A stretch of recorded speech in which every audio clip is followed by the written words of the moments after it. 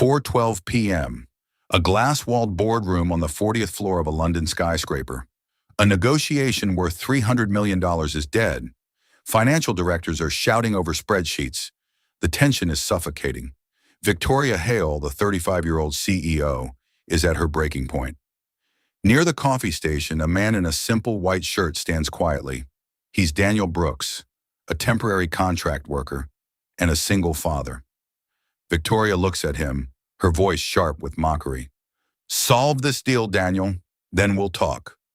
The room snickers. Daniel looks at the data for 5 seconds. He speaks one sentence. That answer leaves the room in silence.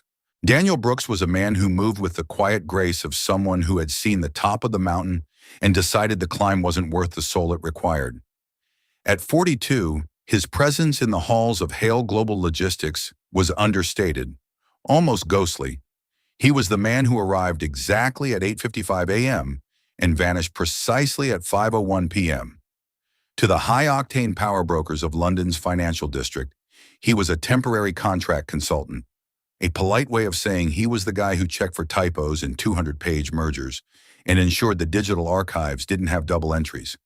To the senior executives, Daniel was a utility, not a person. He was the one who refilled the expensive espresso machine and stayed out of the way when the real business was being conducted. He wore simple white shirts and dark trousers that had seen a few too many washes. He didn't wear a Rolex and he didn't talk about his weekend at the club. But Daniel's life was far more complex than the filing cabinets he organized. He was a single father to 11-year-old Lucy. Every morning started with the smell of burnt toast and the frantic search for a missing shoe. Since his wife, Maria, had passed away 3 years ago after a grueling battle with illness, Daniel's world had been surgically narrowed down to one focus: being present. He had intentionally walked away from the high-stress, 80-hour work weeks that had defined his 30s. He had traded the prestige of a corner office for a flexible contract that allowed him to stand at the school gates every afternoon and cook a warm dinner every night. He didn't need the title of director anymore. The only title that mattered to him was dad. On this particular afternoon, the air in the 40th floor boardroom was thick with the acidic scent of failure and expensive sweat. Hale Global was attempting the most aggressive acquisition in its history: the purchase of a sprawling regional freight network in Eastern Europe. It was a strategic masterstroke that would consolidate their dominance across the continent. However, the negotiations had hit a brick wall. The partners on the other side, a stubborn, old-school conglomerate with deep roots in Warsaw, were refusing to sign. They were rejecting two fundamental clauses: the operational risk-sharing agreement and the fuel price volatility adjustment. Victoria Hale, the 35-year-old CEO, was a woman forged in the fires of ambition. She was brilliant, decisive, and known as the Iron Magnolia. But even she was losing her grip on this deal. She had brought in her best analysts from Oxford, her sharpest lawyers from the city, and her most aggressive strategists. For 3 weeks, they had argued in circles. The deal was bleeding money, and the board of directors was starting to circle like sharks. Daniel had been asked to sit in the back of the room to take the official minutes and update the physical contract drafts as changes were made. He sat there, quietly sipping lukewarm coffee, listening to the experts shout. He watched the video screens where the Polish partner sat, stony-faced and silent. He saw the way the lead partner, a man named Marek, narrowed his eyes every time the word efficiency was mentioned. He saw things the experts missed because they were too busy trying to prove they were the smartest people in the room. Lucy had texted him at 3:30 p.m. "Dad, don't forget we're making tacos tonight. Don't let the big office people be mean to you. You're better than them." Daniel had looked at the message and smiled. He didn't feel small.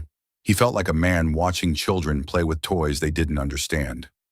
As the clock ticked toward 5 p.m., Victoria Hale slammed her tablet onto the mahogany table. The sound echoed like a gunshot. "We are not leaving this room until someone gives me a bridge to Marek's ego," she snapped. Her eyes scanned the room, landing on Daniel by the coffee station.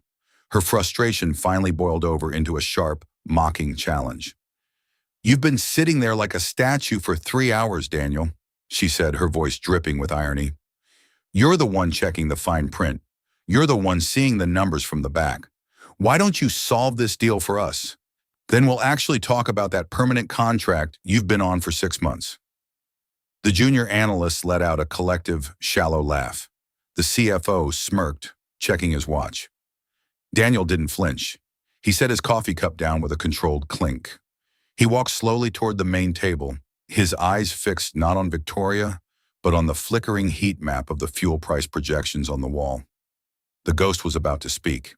The laughter in the room died an awkward death as Daniel Brooks stepped into the light of the overhead projectors. He didn't look like a savior.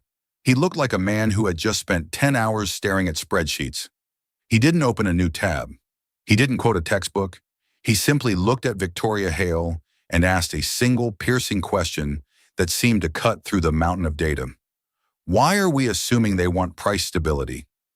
The room went deathly cold. The chief financial officer, a man who prided himself on his risk mitigation strategies, scoffed. Daniel, look at the historical data. Fuel prices in their region have been fluctuating by 15% every fiscal quarter. They are hemorrhaging cash on logistics. Of course they want stability. That's the entire point of the hedge we're offering. Daniel shook his head slowly, a faint, tired smile on his face. No, that's what we want. We want stability because we have a massive cash reserve, and we want to predict our quarterly margins for the shareholders. But look at Merrick's history. That conglomerate has survived through the collapse of the Soviet bloc, hyperinflation in the 90s, and 3 currency crashes. They don't fear volatility. They thrive on it. Volatility is the only way they know how to make a profit in a closed market. What they fear is irrelevance. Victoria leaned back in her leather chair, her curiosity finally winning over her irritation. Explain that, Daniel. Clinically. Daniel stepped to the digital whiteboard, his movements confident and precise. We've spent 3 weeks trying to fix the price of fuel in the contract to protect our downside. They keep rejecting it because they have internal arbitrage deals, under-the-table fuel swaps with regional refineries, that we haven't even bothered to investigate. By locking the price, we are taking away their ability to play the market, which is how they've stayed alive for 40 years. We are trying to buy their network, but we are also trying to kill the very culture that made them successful. We're treating them like a London office. They are a borderland army. He turned to face the stunned board. Change the structure. Stop trying to guarantee the price of the fuel. Instead, guarantee the volume of the cargo. Tell Mark that no matter what the market does, Hale Global will commit to 85% of their fleet capacity for the next 7 years. If you guarantee the volume, the price of the fuel doesn't matter to them anymore. They'll have the guaranteed cash flow to weather any storm, and they get to keep their arbitrage games on the side. We get the network. They get the security of being needed. The CFO started to interject, his face flushed with anger, but Victoria raised a sharp hand, silencing him instantly. She was looking at the numbers differently now. If they shifted the risk to volume instead of price, the acquisition cost actually dropped by 5.2% because they wouldn't have to pay for the expensive fuel hedges. More importantly, it solved Merrick's primary fear, being swallowed by a British giant and then left to starve if the market dipped. It's a structural pivot, the lead strategist whispered, his fingers flying across a laptop. We've been fighting over pennies per liter, and he just changed the entire currency of the conversation. Daniel didn't wait for applause or a thank you. He simply turned back toward the coffee station and began to tidy up the sugar packets. If you offer them the volume guarantee, Merrick will sign within 15 minutes. They aren't looking for a safe harbor to park their ships. They're looking for a guaranteed cargo to keep their people working. Victoria watched him walk away. The man she had just mocked had seen a solution that 20 of the most expensive mines in London, mines she paid millions for, had missed for 21 grueling days. She felt a strange, cold shiver run down her spine. It wasn't just the logic that impressed her. It was the terrifying speed of it. It was as if he had read the mind of a man he had never met. Daniel, Victoria called out, her voice now resonant with a new, heavy kind of authority. Where did you learn to read a regional freight alliance like that? That wasn't in the data room, and it certainly isn't in your HR file. Daniel stopped, his hand on the heavy mahogany door handle. He hesitated for a heartbeat. He thought about Lucy. He thought about the tacos waiting in Surrey.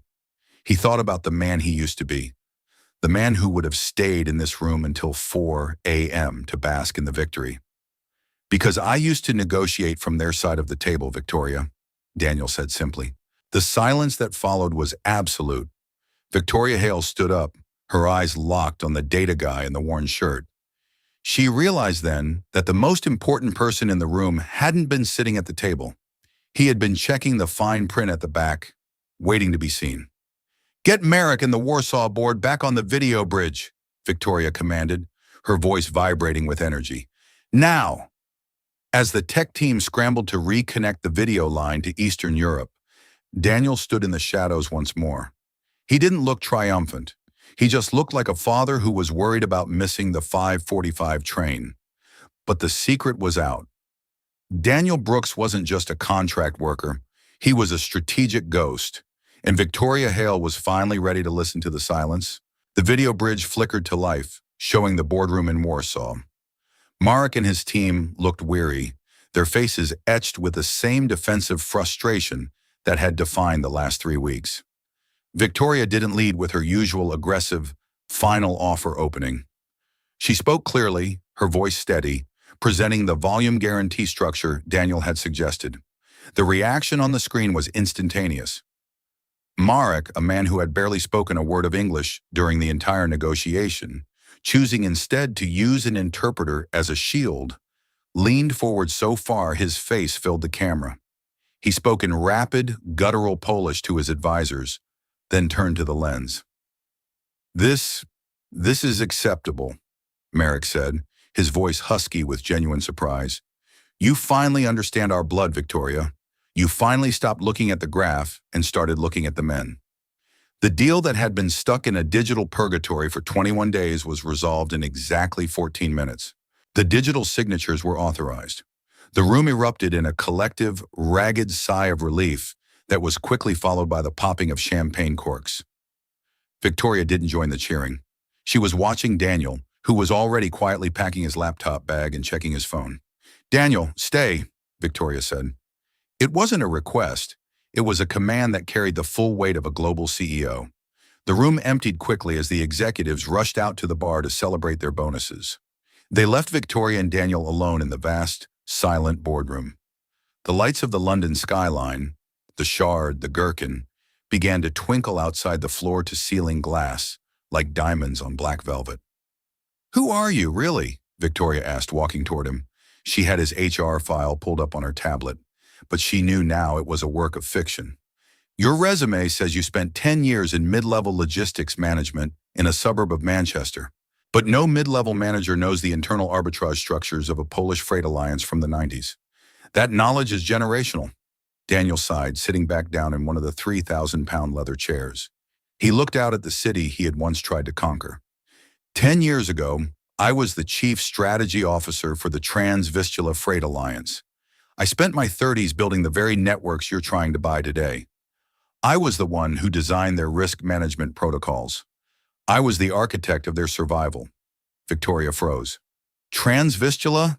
That was the most aggressive growth engine in Europe before the 2018 merger. You were the architect of that? The ghost of Warsaw the trade journals talked about?" "I was," Daniel said, his voice devoid of any pride. "I was also the man who worked 90 hours a week and missed my wife's first 3 surgeries. I was the man who was in a boardroom in Singapore, closing a deal for a shipping port when she received her final diagnosis. I won the deals, Victoria. I won all of them. I was the king of the spreadsheets, and in the process I lost every single thing that actually mattered." The air in the room seemed to grow heavy, pressing against the glass. Victoria, who had spent her entire adult life chasing the very pinnacle Daniel had walked away from, felt a sudden, sharp pang of vulnerability. She saw her own future in his weary eyes. "When Maria got sick, truly sick, I realized that a $300 million deal doesn't hold your hand in the dark at 3 a.m., Daniel continued. "I resigned the day she went into hospice. I walked away from the equity, the 7-figure salary, and the legacy. I moved to London because no one here knew my face. I took contract work because I promised Lucy that I would never be a ghost in her life again. I didn't hide my past because I was ashamed of it, Victoria. I hid it because I was finished with it. I chose the tacos over the boardrooms.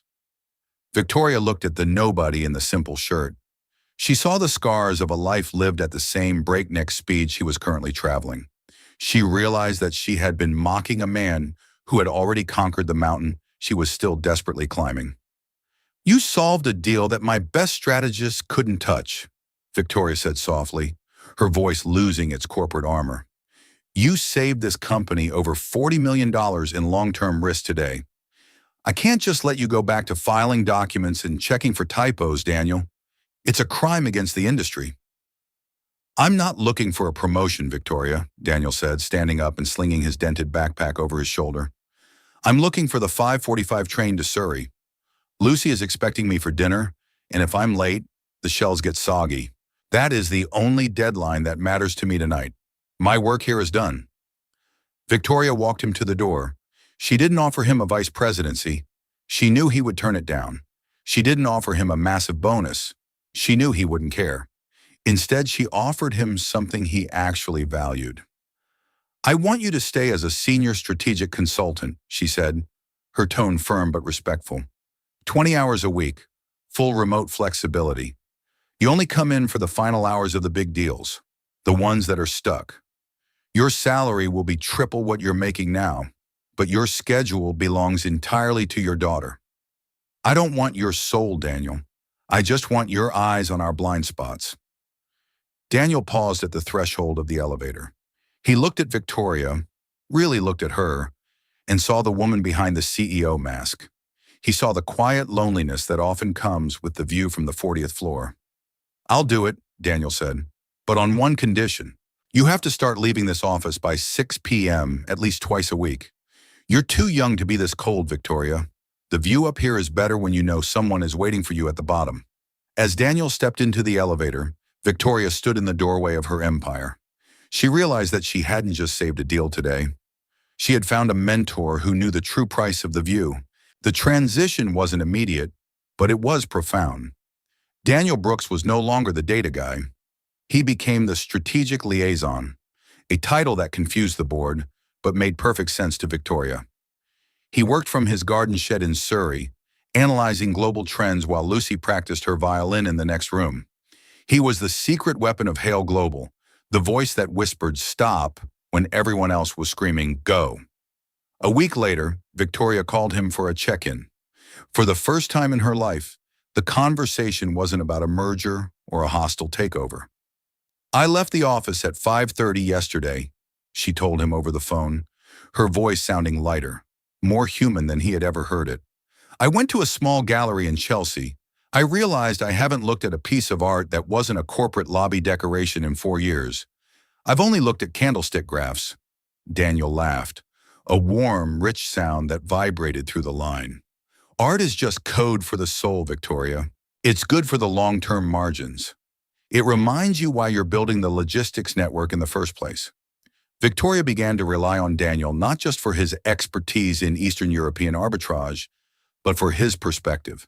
She would send him a draft of a massive strategic plan, and he wouldn't just correct the numbers. He would point out the human cost. He would ask, will this decision make the warehouse workers in Romania feel like partners or like replaceable parts? He was teaching her the trans-vistula lesson, that you can't buy a culture, you have to earn its trust, and you can't earn trust from a boardroom on the 40th floor. One afternoon, Victoria took a train out to Surrey. She wanted to see the man who had changed her company without ever raising his voice. She found Daniel in his small, sun-drenched kitchen, wearing an apron, helping Lucy with a complex geometry project. The house was filled with the smell of baking bread and the sound of a radio playing old jazz. It was the complete opposite of the 40th floor.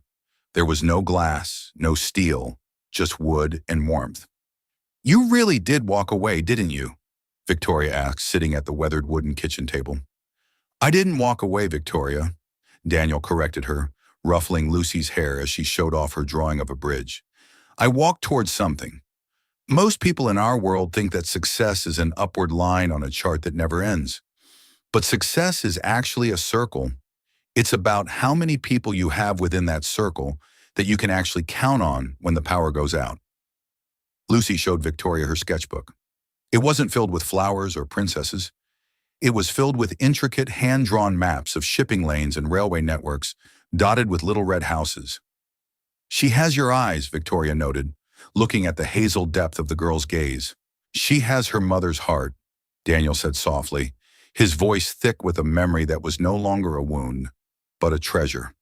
"And that's why she's better at strategy than I ever was. She knows that every dot on a map isn't a profit center. It's a home where someone is waiting for dinner."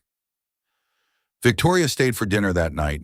They didn't talk about the upcoming expansion into the Asian markets. They talked about Lucy's school play, Daniel's failed attempt at growing tomatoes, and the best way to make a taco shell stay crunchy. For the first time in 15 years, Victoria Hale wasn't a CEO. She was a guest in a home that was built on something more stable than stock options.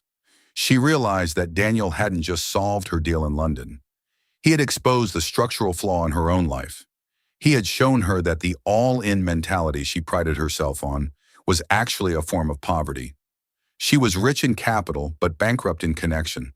As she took the train back to the city that night, Victoria looked at the glowing skyline of London. She didn't see it as a battlefield anymore. She saw it as a collection of circles, millions of homes, millions of dinners, and millions of people trying to find their way back to what actually mattered. The contract she had signed with Daniel wasn't just a business agreement, it was a human one. She had hired him to watch her blind spots, but he had ended up showing her the light. 3 months later, the acquisition of the Eastern European network was completed. It was hailed by the Financial Times as the most successful and seamless merger in the history of Hale Global. The stock price had reached an all-time high, but more importantly, the internal turnover rate had dropped by 30%. The Brooks structure, focusing on volume and human stability, had become the new blueprint for all international expansion. Daniel Brooks was still the senior strategic consultant. He still worked from his garden in Surrey. He still wore simple shirts and carried a dented backpack. He never made the headlines, and he never asked for a corner office. He was a shadow that gave the company its substance. One evening, Victoria and Daniel were walking across London Bridge after a brief, successful board meeting. The sun was setting behind the Shard, painting the Thames in shades of liquid gold. The city was rushing around them, but they were walking slowly. "We won the deal, Daniel," Victoria said, looking at the city she now ran with a much lighter, more confident hand. "The board is calling you a genius. They want to know your secret. They want to know how you broke Mark." Daniel smiled, his eyes reflecting the golden light of the river. "There is no secret, Victoria. Most people fail in negotiations because they think they're the only ones with a problem to solve. They forget that the person across the table is just as afraid of losing as they are. Merrick didn't want my money. He wanted to know he wouldn't be forgotten." "And what about the mockery?" Victoria asked, remembering that first afternoon when she had tried to make him feel small. "Why didn't you get angry when I laughed at you in front of the whole board?" "Because I knew what you were looking at," Daniel replied quietly. "You were looking at a man in a blue-collar uniform. I was looking at a woman who was terrified of failing her father's legacy. I didn't see the CEO, I saw the fear. And you can't get angry at fear, Victoria. You can only help it find a solution." Lucy was waiting for them at the end of the bridge, sitting on a bench with her violin case. She ran up to Daniel and hugged him, her bright yellow backpack bouncing against his side. "Did you win the deal, Dad?" she asked, looking up at him with those hazel eyes. Daniel laughed, lifting her up. "No, pal. We didn't win anything today. We just understood the other side. And that's a lot better than winning." Victoria watched them walk away toward the train station. She realized that Daniel was right. There are always two sides to every deal and two sides to every person. There is the side the world sees, the titles, the uniforms, the bank accounts. And then there is the side that actually matters. She turned and looked back at the glass tower on the 40th floor. For the first time, it didn't look like a fortress built to keep the world out. It looked like a bridge. The story of the single dad and the CEO wasn't a romance of the heart, but a romance of the truth. It was the story of how one answer, given at the right time by the right person, could change the view for everyone. Victoria Hale walked home that night, and for the first time in years, she wasn't alone in the light. If you believe that the best negotiators don't shout louder, they simply listen better. Subscribe for more stories like this. And tell me in the comments, have you ever surprised people with what you knew just by being the quietest person in the room?